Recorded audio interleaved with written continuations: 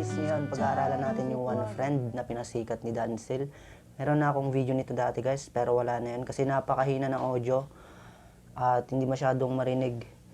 Kaya ngayon gagawan ko siya ng remake para mas maintindihan nyo yung mabuti ang tutorial natin na to. Kasi may ubo kasi ako noon guys, kaya pati ngayon meron na naman akong ubo. Gagawin ko na naman tong video na to. Pero mas lalakasan ko na lang yung pagsasalita ko para makuha nyo. Kasi napakagandang pag-aralan ng song na to, napakadali lang niya. At ituturo ko yan guys, himay-himayin ulit natin okay, para makuha nyo. Simulan na natin sa kanyang intro. Ganito.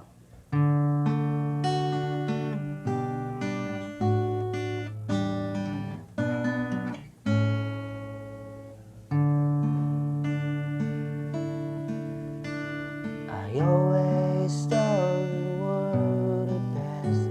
I guess I always will. I always felt we were blessed, and I feel like we still. Sometimes we took the hard route to your ways so through. If I had only one friend left, I want it to be you. Okay, turo natin guys. Una, yung intro muna. Huwag kayong mag-alala guys.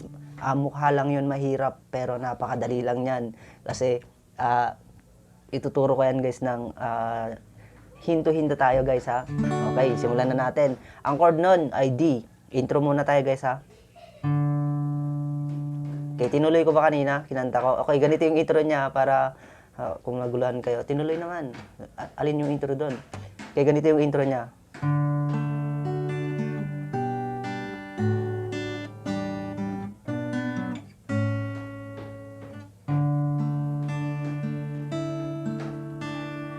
Yun.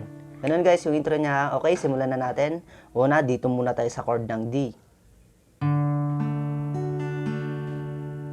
Okay, ganun yung plucking niya.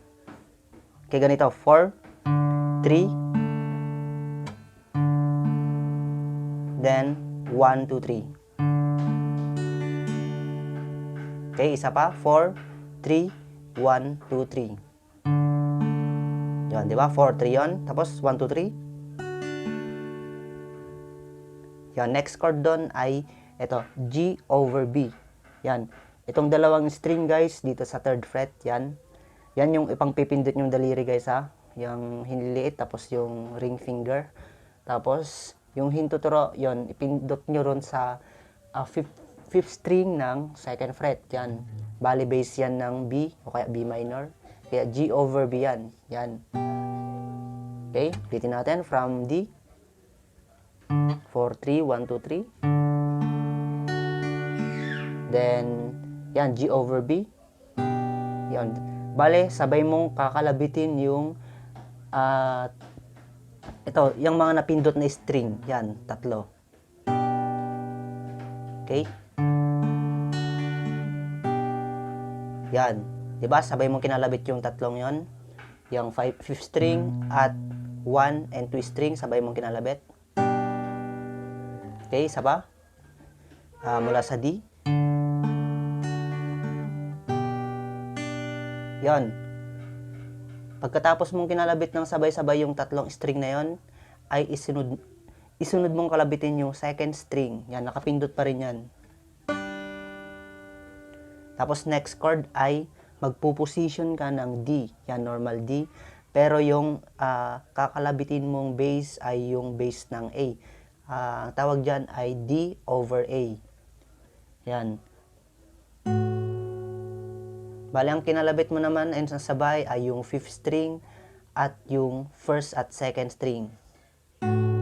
Okay? Ulitin natin mula sa D. G over B. 2nd string. Then D over A.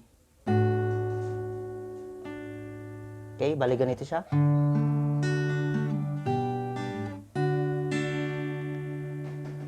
Yan. Pagkatapos mong kinalabit ng sabay-sabay to, yung 5th at 1 and 2nd string, ay isusunod mo na naman kakalabitin yung second string. Yan, next naman doon ay ito. D over E. Dalawang string lang yung pipindutin natin. Itong second string sa third fret. Tapos ito. Ganito. Sa fifth string ng second fret. Parang bass. Pero ang magkasabay mong kakalabitin dyan ay yung 6 at second string. Yan, D over E. Yan. Then next mong kakalabitin ay yung third string, open. Ganun siya.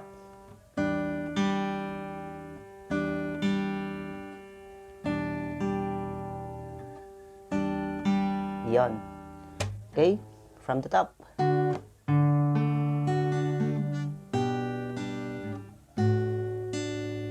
Then D over E. Tapos ito, mag-position ka ng B minor. O, sabay mong kinalabit yung 5th at 2nd string. Yan, 'di ba? Kinalabit mo nang sabay 'yon, 5th at 2nd string. Then 3/4. Yan, 3/4.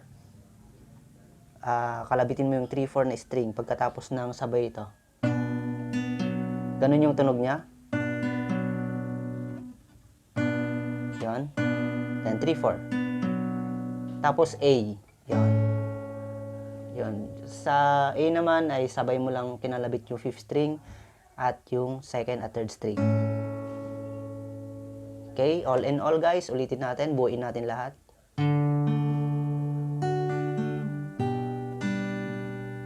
Then D over A,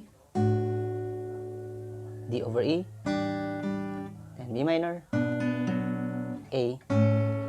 Okay, isa pa.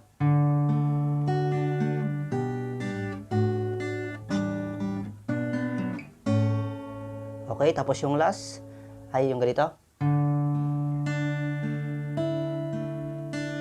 Yun, di ba? Meron yung ganun guys. Bago pumasok sa verse, ang chord doon, D sus2. D sus2, ganito, mag-D ka, tanggalin mo yung gitnang daliri. Tapos ganito yung pag-plucking dyan.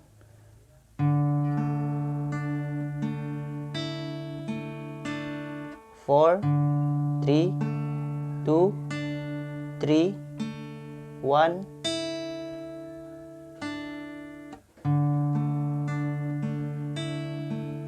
Yan, 4, 3, 2, 3, 1, 3, 2. Yan, nasa screen guys ha. Yan, bawat nilalagay ko naman dyan sa screen yung mga kakalabitin yung string para makuha nyo naman agad. Okay? Yan, buuin natin. Tapos, proceed tayo sa kanyang verse. Madali na lang guys yung mga verse niya.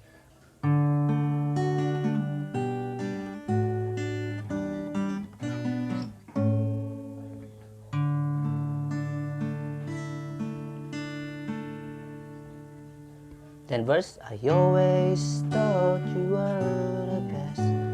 I guess I always will. Yan. Dun muna guys ha.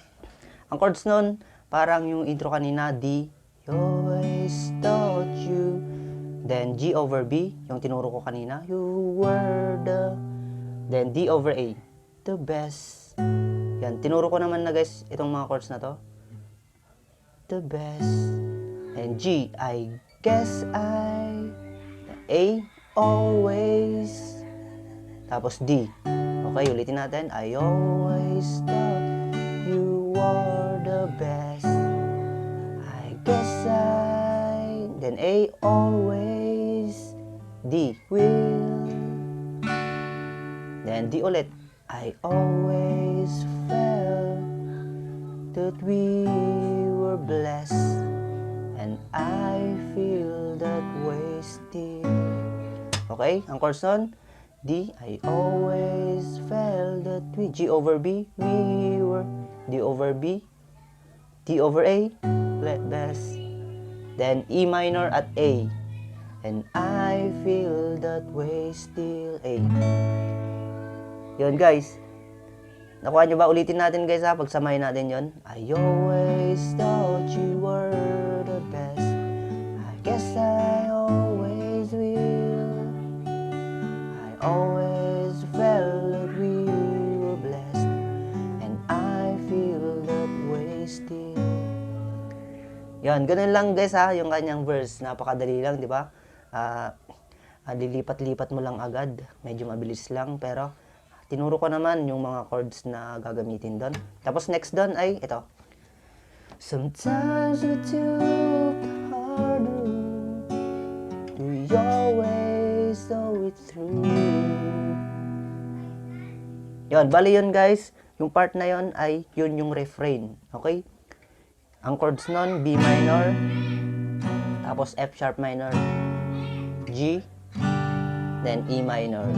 Yun yung refrain natin guys ha. Take note nyo yan. Sometimes, pwede nyo siyang istramin dito guys kung gusto nyo. Sometimes we took the hard route. Do we always saw it through? Next, ito yung gagamitin naman nating chorus guys para hindi tayo maguluhan. Ito, yung if I don't one friend left, I want it to be you. Okay, ang chords lang nun guys, ito D, if I had all, then G over B, then D over A, para din yung paglipat kanina dun sa kanyang verse.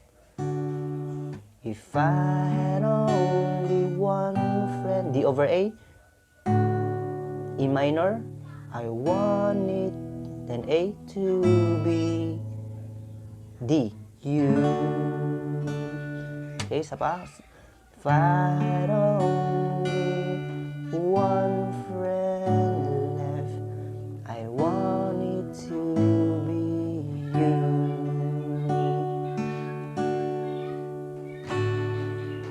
Okay? Pagsamahin natin yung refrain at chorus. Sometimes we took the hard route. Do you always saw it through? If I had only one friend left, I want it to be you.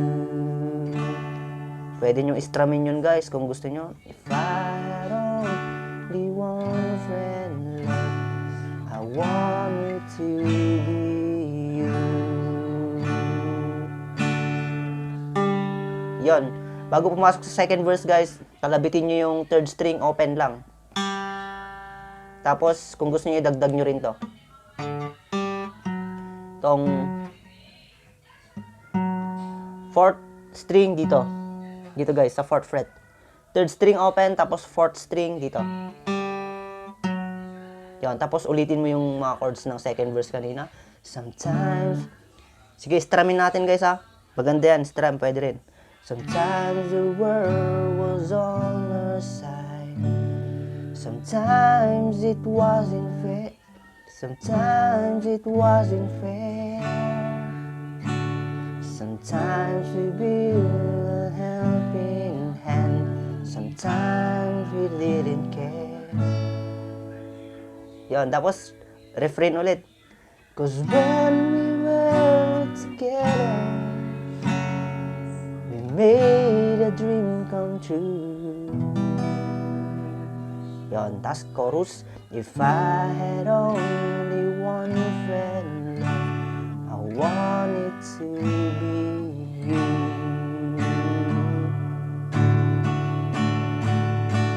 Yon, di ba?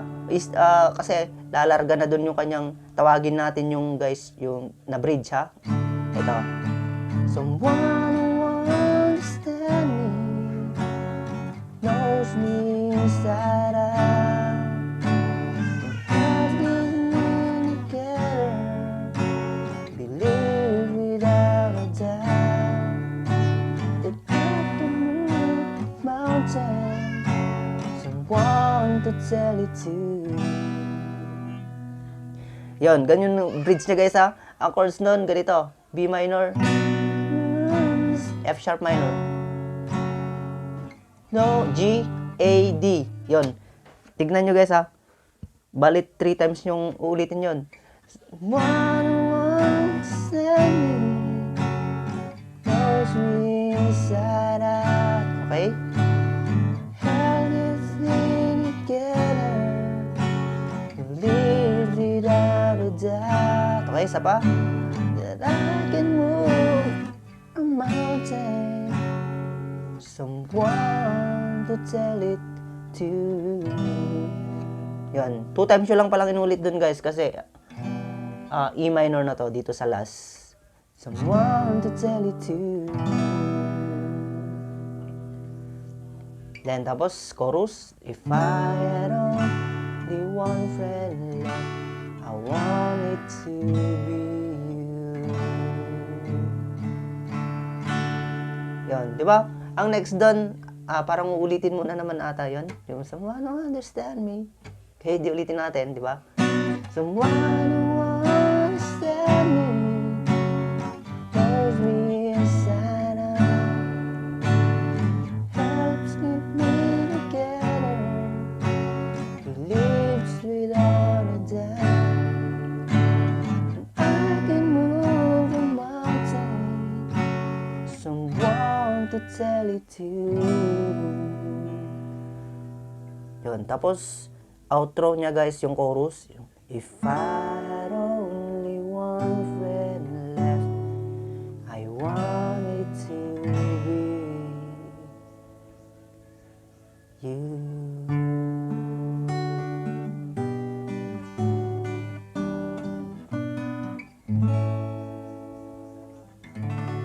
Yun. Sa outro niya guys, ay gagawin mo lang yung intro kanina. Okay?